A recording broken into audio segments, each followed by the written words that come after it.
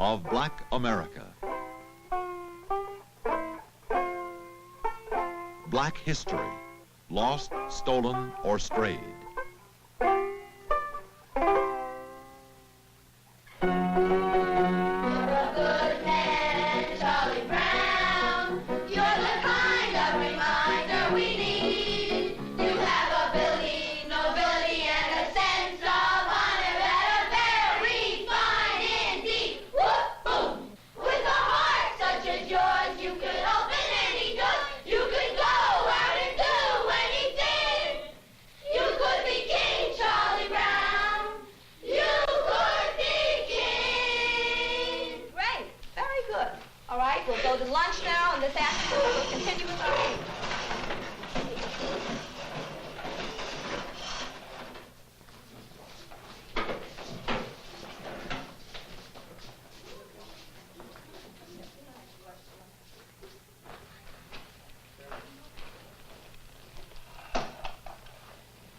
No, I could never fit in that. Never get in that at all. This is more like it. Now, what's the whitest thing you know? Whiter than the driven snow, whiter than the whites of your eyes? Sugar. Non-integrated, non-black, sweet sugar. But you see, there is a black man in your sugar. His name is Norbert Rillier. Norbert Rillier in 1846 invented a vacuum pan that revolutionized the sugar refining industry. Now, you have to dig to find that fact. I mean, it's not much history, but it's still history. Now, what do you stand in? In your shoes. Now, there's just you and your shoes, isn't it? Nope. See, there's a black man standing in your Oxfords with you. Sharing your soul and your heel is a man, his name is Jan Ernst Metzelliger. And in 1863, this is a drawing by the kids, Metzelliger invented the machine that made mass-produced shoes possible. Now, you have to dig around for that fact, too. And again, it's not much history, but it's history.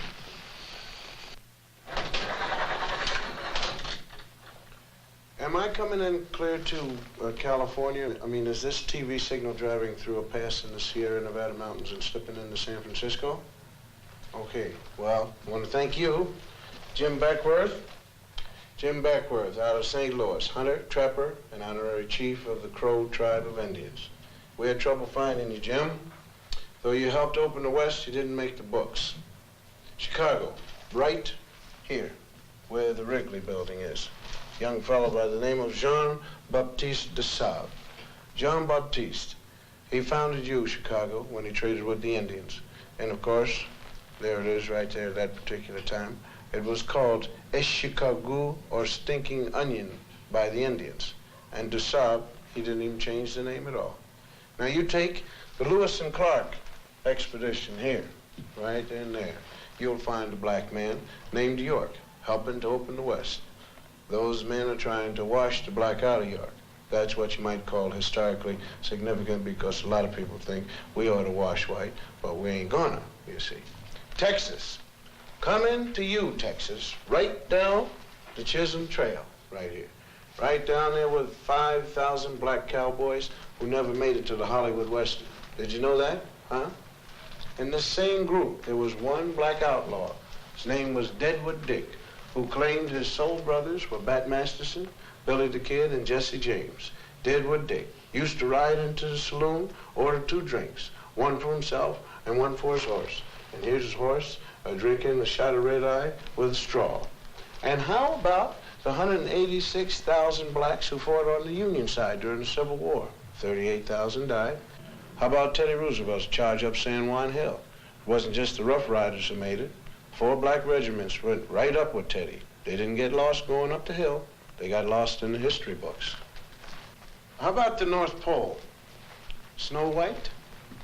Well, the first man there was black, Matthew Henson. He spoke Eskimo. And he was Admiral Perry's navigator. And although he made it first to the pole, it never quite made it to the history books. And how about your heart? Can we get there? All right. Daniel Hale Williams first performed open heart surgery successfully. Now, this list could go on forever. Blacks who made it, blacks who made history, but who didn't get into the history text at all. And the strange thing is how little there is about us in the textbooks. Napoleon once said history is a fable agreed upon, and the fable agreed upon up to now is that American history is white on white. But sometimes we did get into the history books. All wrong. Now you take this one. The Growth of the American Republic, 1942 edition. Samuel Eliot Morrison, Henry Steele Commager. Quote, as for. This has to do with slavery. As for Sambo, Professor Morrison. Sambo, Professor Commager. As for Sambo, whose wrongs moved the abolitionists to wrath and tears, there is some reason to believe that he suffered less than any other class in the South from its peculiar institution. Peculiar institution means slavery. Although brought to America by force, the incurably optimistic Negro soon became attached to the country and devoted to his white folks. Unquote. Those lines were written by 2 Pulitzer Prize-winning white Northern professors.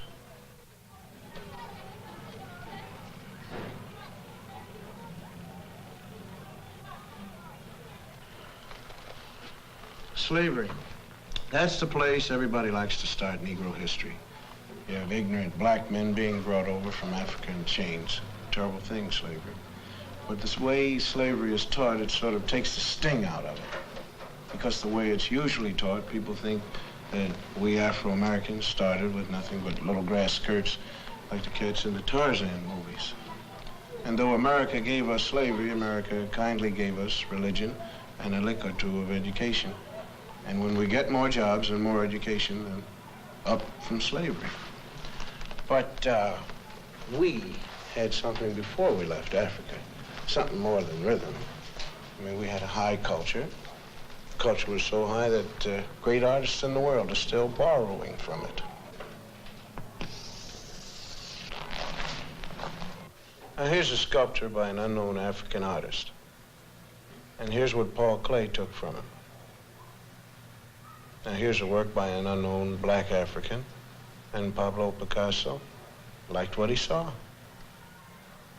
Another African design, and Modigliani swiped it, or he was influenced by it, or whatever polite word you want to use. Another black African artist, and Picasso didn't change it very much. I mean, when you look at this copying, you gotta give us a little more than rhythm. You gotta give us style. Now, if you tell the history of slavery right, you got a big problem on your hands.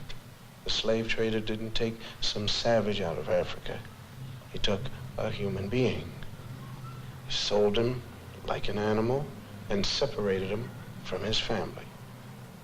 America invented the cruelest slavery in the history of the world because it broke up black families. After slavery was over, America kept breaking up the black man's family. And that's some awful history to teach. Now, if you want to look history right straight in the eye, you're going to get a black eye. Because it isn't important whether a few black heroes got lost or stolen or strayed in America's history textbooks. What's important is why they got left out. Now, this country has got a psychological history. There was a master race, there was a slave race. And though there isn't any political slavery anymore, those same old attitudes have hung around. I mean, the burning part of Burn, Baby Burn is right here in this classroom. We want to thank Mrs. Lovely Billups and the whole gang here at fourth grade for the brilliant and intelligent artwork that they've done here to make this whole broadcast sing. I want you guys to keep pretending that I'm not here. You're doing a great job, and just keep on drawing and reading and writing, doing what you have to do, because I'm going to talk about some other kids. Not you, Mary, John, and Bob. These are kids from other schools. Did you know in some states it used to be against the law to teach blacks to read or write? Nowadays, we're getting these integrated schoolrooms, and most people think that if we get enough teaching and enough jobs, everything is going to take care of itself. But there is a scar of history running right through kids as young as these. It tears you up if you know how to look at drawings kids make, because kids shouldn't know much about history and anything about discrimination. I mean, nobody hates little black kids, but why do some of them cause so much trouble? And if you ask black and white children to draw themselves, or trees, or houses, some strange things happen. We asked some ordinary white kids from ordinary families to make some drawings for us. Like, well, let's call him John. John's white, and we asked him to draw himself. This is John. This is his house, and this is his tree. Then we asked a black kid, let's call him Ralph, to do the same thing. This is Ralph's drawing of himself. This is his tree. Now, why should two kids of the same age draw so differently? Enter the expert. This is Dr. Emmanuel Hammer, psychiatrist specializing in children's therapy. Well, let me illustrate it for you. Let's take these drawings.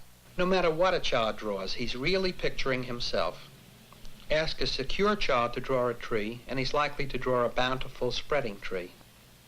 A black child drew this tree, cut off in its growth, stark, bare, ungratified. It works the same way with drawings of people. Normal children, average drawings. The mood is happy, the child feels capable, the drawings are complete, and the arms are developed to emphasize strength. These children were old enough to draw complete figures. The significant fact is what they left out. Arms, hands. A child may sense that a situation in life is so powerless that he himself is equivalent to an armless man. My own study reveals that armless people appear 3 times more frequently in the drawings by black children than those by white. The faceless beings suggest that these youngsters not only feel themselves to be less than they might be, they don't even feel themselves to be. The black child who is forced to live in a hostile world may disappear in self-defense. He drifts through life feeling like a shadow. He stops caring, and he stops trying. A child who has this on his mind cannot be a child. A child who has this on his mind could want to burn down cities when he gets older. The whole confusion was summed up by a black 9-year-old in these 2 paintings. This is a 9-year-old boy draws a white man, Robin Hood maybe. And this is how the same boy draws himself. And this is the consequence of deformed history. Linda, close the curtains. Brian, lower the screen. Bonnie, lights, please. In the past 50 years, 33,000 feature films have been made in the United States, and about 6,000 of them have had parts for black actors. For the most part, the black portraits have been drawn by white writers, white producers, and white directors for a white audience. Most black parts were the way white Americans wanted them to be. The black male was consistently shown as nobody, nothing. He had no qualities that could be admired by any man, or more particularly, any woman. When the sun goes down, the tide goes down, we dark gather round and they all begin to shout, hey, hey, Uncle Dudley, it's feet. White people didn't like to think much about them, sort of like a relative you got in a rest home. I mean, happy darkies, dancing and singing was all they wanted to hear about. Being good Christians, the whites out front liked to think the blacks out back were kind of happy.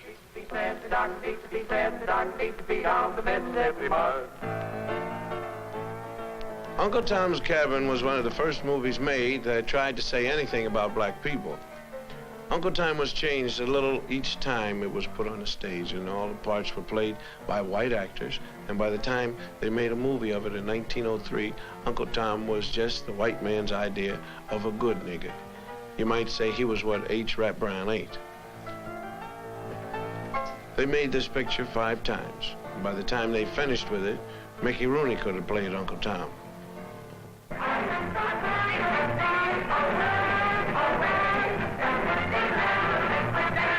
Minstrel shows started as the black man's entertainment for himself and the plantation owners. When they were filmed, though, they were done by a white cast. You figure that out. They were done as sort of a joke, and the black entertainer couldn't even get a job making fun of himself. The first really vicious anti-Negro film was called The Birth of a Nation, and it was a honey. And the second worst thing about it was that technically in 1918 it was the best movie that had ever been made. A cat named D.W. Griffith produced it, and he knew how. See? Birth of a Nation pretended to tell the story of the Civil War and what happened afterwards when the slaves were freed. A white woman couldn't walk on her own sidewalk, if you believe the picture.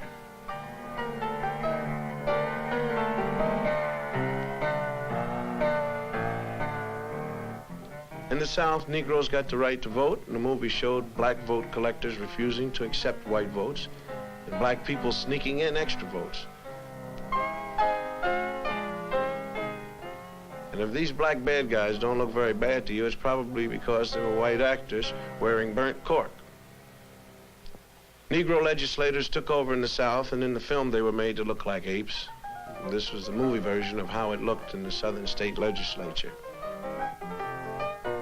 They drank whiskey, they ate chicken with their hands in the State House, and they put their feet up on the table with their shoes off. And of course, they passed all sorts of crazy laws according to the film, like anybody could marry anybody they wanted to.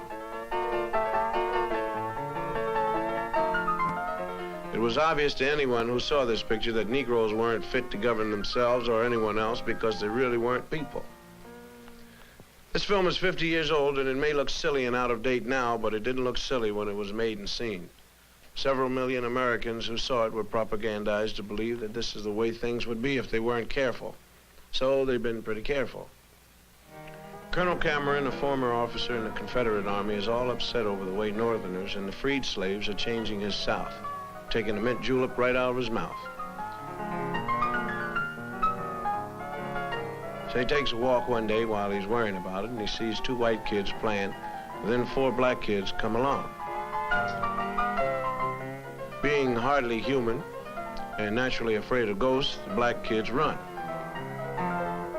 Colonel Cameron sees the whole scene, gets his great idea, and with this, that great white all-American organization, the KKK, was born. The cavalry and the bedsheet has come to the rescue. The South is saved. In this picture, the Ku Klux Klan was the good boy who saved the South. Most Hollywood films, though, even the early ones, weren't really nasty. Nobody was sitting around saying, hey, let's take care of the niggers. What producers were doing was making money. And to make money, they made pictures that white ticket buyers would enjoy. They showed Negroes the way most Americans like to think of them. To blame Hollywood is like throwing a rock at the mirror because you don't like what you see in it. Burt Williams was one of the great vaudeville performers. He couldn't get parts in white pictures, so he made a lot of short comedies. He played the part most Americans consider typical Negro. He wasn't bad, really, just lazy, stupid, and happy the way he was. And his feet hurt. He was afraid of most everything. And when he was scared, he shook and his teeth chattered. Unlike a scared white man, the black man's eyes could pop out of his head. And when he was scared, he was so scared he couldn't talk. And he was also so scared he couldn't run.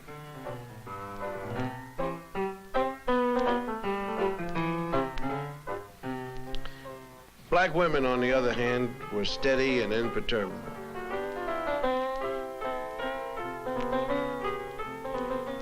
They stood like a rock on the face of things that scared black men.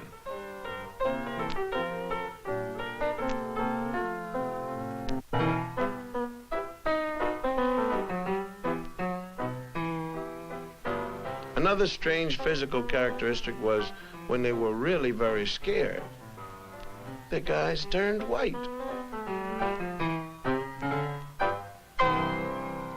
When you look back on these old films, the patterns come jumping out at you. The most consistent thing about them was the attack on the black man. He was never even given the privilege of being a man. He was a boy, as in, you know, here, boy. They had a lot of other great qualities besides being cowardly. For instance, they stole chickens. Who's in there? Who's in there? Ain't nobody in here but us chickens.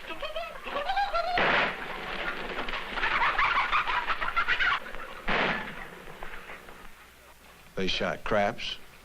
Dice, your papa talking to you now, Dice. Come on. Just hit it one more time.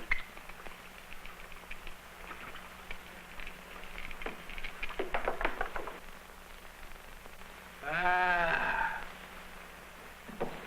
And lions weren't the only thing they were afraid of either. They were afraid of gorillas. Wonderful. Is that you next to me? Wonderful. Is that you next? Now, come on, Wonderful. Now, don't stand around. Come on, tell me the truth. Is that you next to me? Wonderful, please say yes, that's you.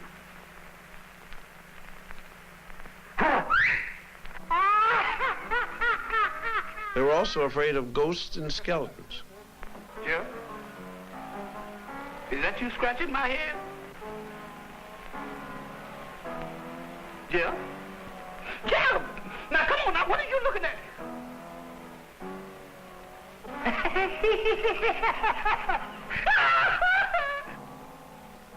What's your hurry, boys?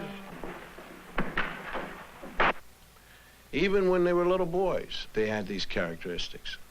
Farina in our gang was the boy.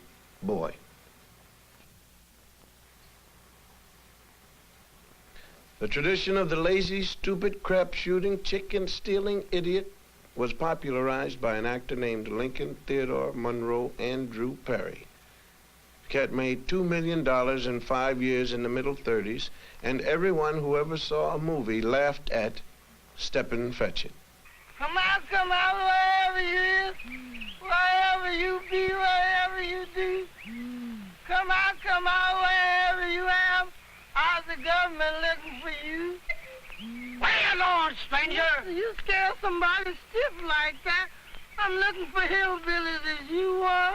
I ain't saying I am and I ain't saying I ain't. Well, that's close enough for me, 'cause I'm tired of walking myself. The government told me I got to bring in a hillbilly, so you come go with me to Washington. I ain't a-going. That's the color of another horse. Well, I tell you, you don't go for me. We go for the Navy. No. I don't go for the Navy. Well, I tell you, go for the Army. No, I won't go for the Army. No, I won't go for Texas. It's too bad he was as good at it as he was. The character he played was planted in a lot of people's head, and they remember it the rest of their lives as clear as an auto accident. What's that? Are you an Indian? Yes, I'm Indian. Man, you don't know. I'm Indian. I got 1/4 the Cherokee, 2/4 Seminole, and I got 4/5 Hiawatha. Wait a minute. Hiawatha was a woman. I can't help it. I got 4/5 of her. He played in movies with other actors who were as American as Mom's raspberry jello. If they accepted the stereotype, how wrong could it be? Mr. Judge Riggin, can I see you some, please? Well, I'm pretty busy. Yes, but I just want to ask if you heard about it. Hear about what? About over at my house, night before last. Another baby? Yes, you sure guessed that you heard. What's his name? Oh, we call him L.R. Elias Rigby Livingston. Oh, named him after me, did you? Yes, Elias Rigby. I told my wife, Ethel, I said, honey, I know Judge sure gonna be gratified. Well, of course, yes, I appreciate the honor. Yes, sir. I suppose a compliment, and I ought to do something for you. Yes, sir, that's what I thought. You come over to my place tomorrow, and I'll give you a job. Job? Rake and lead. I I asked him to wait. All-American little Shirley Temple played a lot of parts that involved her with black actors. She was always real nice to them. Oh, James Henry, you always do it wrong. This is an imitation Step and Fetch It named Willie Best with Shirley. Come on, Miss Virgie. I just won't budge. I'll show them I'm not The cute little white girl was brave and strong in the face of danger. And the big black man was stupid and cowardly. What are you afraid of them for? Oh, honey, child, them Yankees is mighty powerful. They can even change the weather. Yes? Whenever they come around, I never know whether it's winter or summer. I'm shivering and sweating at the same time. James Henry, serve these cookies to Master Harold and wipe his chin. Yes, ma'am, Miss Virgie. She was good to them, and they were good to her. Sort of a master and pet relationship. How would you like to see Uncle Billy dance? All right, James Henry, let's get going, son.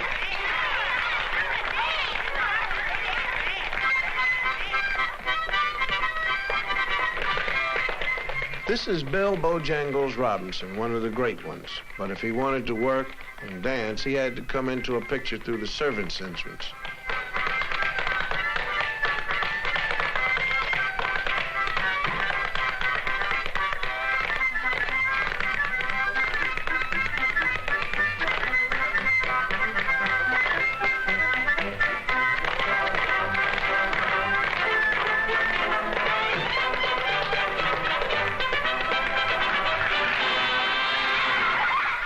Shirley was good to children, too.